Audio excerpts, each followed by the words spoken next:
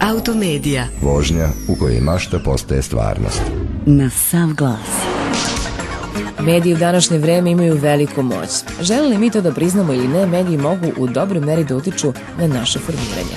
Moje djetinjstvo obeležile su emisije Branka Kockice, Disneyevi crtaći i čuveni školski i naučni program RTS-a. Danas deca odrastaju uz emisije poput Menjam ženu, Gledaj majku, biraj ćerku i druge njima slične, a Disneyjevi junake zamenjali su Pokemoni i Teletabisi. Muzičke emisije koje su promovisale rock i pop muziku zamenjala je Grand Parada, pa me ne iznenađuje kada vidim Suzanu Mančić, nekadašnju loto devojku, koja sa ponosom izjavljuje da je Grand najgledanija emisija. Koliki je današnji uticaj medija na mlade ljude i kakvu budućnost mladi imaju, na sav glas u Automediji komentariše glumac Lane Gutović. Ostanite uz nas. www.autobrief.com Autobrief. Sadržaj koji osvaja. Autobrief.com Automedija. Na sav glas. Uticaj medija u današnje vreme na formiranje mišljenja prosječnog građanina je ogroman, naročito u domenu aktualnih političkih dešavanja. Da budem iskrena, onaj ko gospodari informacijama, gospodari i narodom.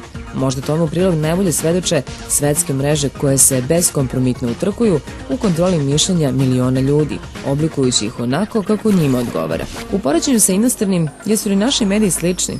Ako mene pitate, nema velike razlike. Edukaciju je i kod nas zamenila komercijalizacija, a sve prisutniji reality show dokazuju da smo postali voajeri i da nam je zanimljiviji tuđi život od sopstvenog.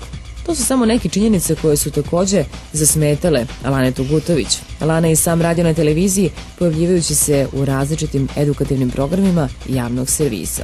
Popularni glumac na sav glas za Automediju iznosi svoje mišljenje. Mi imamo u ovom veku uopšte medijsku torturu, to se ne zove utisaj nego torture. Naši televizijski kanali su uglavnom isti, pretežno isti. RTS se izdvojio sada gledanošću i značajan je uspeh tog, naravno tog medija, govorimo o njegovom uticaju lično. Ali ima drugi propust, a taj propust se zove nesposobnost tih ljudi koji vode dnevnik, recimo, koji svi gledaju, da formiraju jednu vrstu akcenta. To je najbanalnija stvar. Nisu u stanju da jednu reč akcentuju na jedan način. Ja kažem televizija, oni kažu televizija. Stotine policajaca, ja kažem, on kaže policajaca.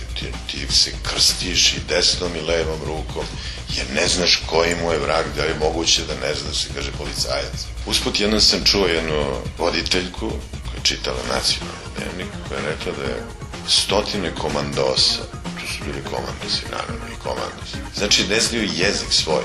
Znači, mi imamo medije koji su uticajni i oni bi morali na više načina da utiču na našu javnost i na naše ljude. Može li čovek da se razvija potpuno nezavisno od stereotipa koje mu nude mediji, posebno mladi ljudi? Dok su deca još mala, možda i možemo uticati na njihovo vaspitanje i ponašanje, ali kada postanu tinejdžeri, uticaj medija, posebno novih, u čiju eru smo duboko zakoračili, ne možemo kontrolisati. Znači, omladina je napuštena kao što smo mi napušteni i raspušteni. Mi smo izgubili svoj identitet, nacionalni identitet. Nama se in vivo vrši nešto što je strašno za jednu naciju.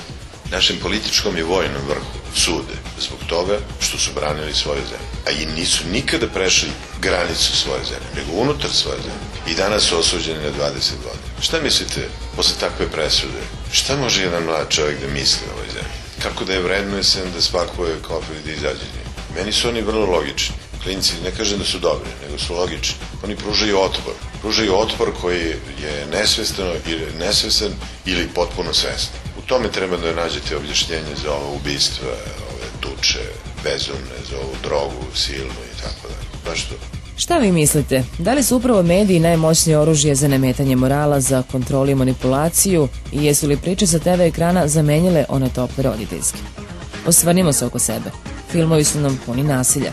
TV programi već odavno nam zaviru u najdublju intimu, a naslovne strane novina velikim slovima pišu ko i zašto ne nosi gaće. Da li neko namerno ubija prave vrednosti? Pišite mi, želim da znam i vaš stav. sanja@automedia.com. Slušali ste Automediju. Produkcija B2B Interaktiv medijska grupa.